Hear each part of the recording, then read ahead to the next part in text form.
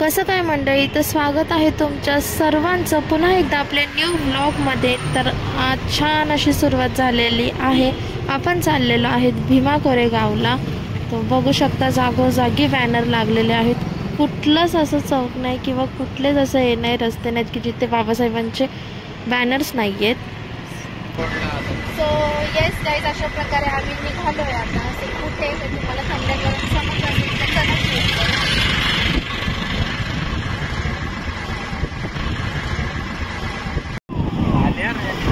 आता 31 डिसेंबरची रात्रीची वेळ आहे।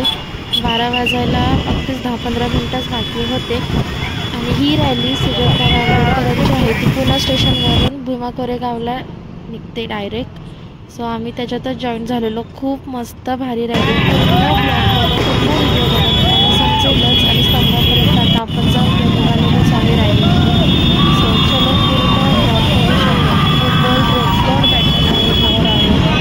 बऱ्याच लोकांना माहिती असेल ही हिस्ट्री, म्हणजे हा इतिहास तर भीमा कोरेगावचं माहितीच असेल सगळ्यांना। सो चलो आता आपण जाऊया आपल्या शूरवीरांना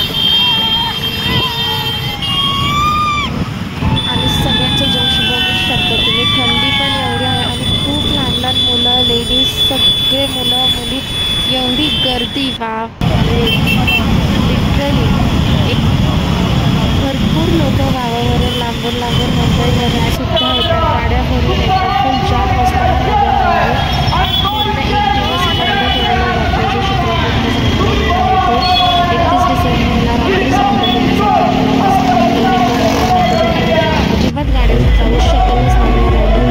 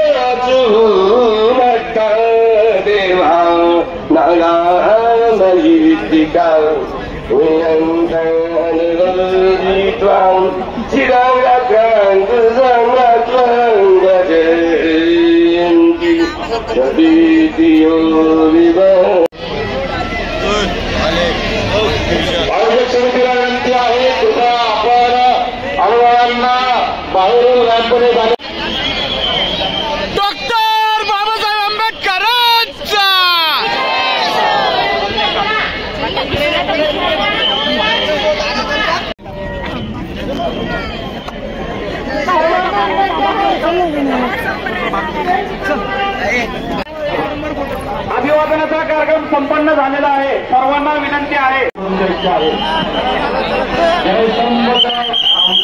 असणाऱ्या सर्व अनुयायांना विनंती आहे कृपया आपण पोलीस मग तोच विषय आहे ते तुझ्या दादा होते, तुला बोललं नाही का मी म्हणून।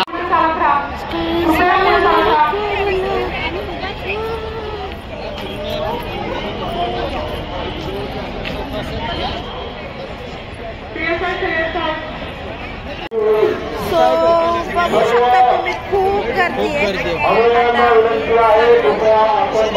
लोक कसे कसे झोपलेत तुम्हाला मी दाखवतो, बघू शकता। डिसेंबर जसं असतं तसं इकडे पुण्याला 1 जानेवारीला असतं।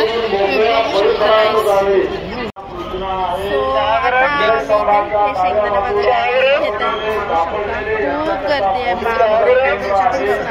माझा आवाज तुमच्यामध्ये येतोय का नाही माहिती नाही, टाकेन। लोक बिचारे एवढे थंडी वाऱ्याचे असे झोपलेत।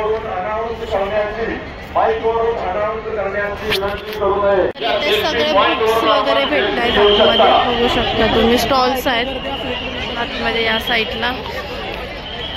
फोटोज, कॅलेंडर, पुस्तकं वगैरे सगळ्यांनी इथे यांचं बघू शकता. चला मग आता जायचं का? चला आता जाऊया. 1 वाजत आलेले आहेत, 1 ते 1:30 वाजलेत. सगळं झालं मस्त एकदम. बोलूच घरी गेल्यावर.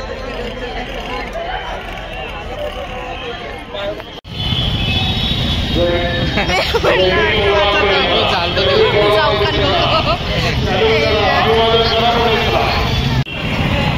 तिथं झाड होतं.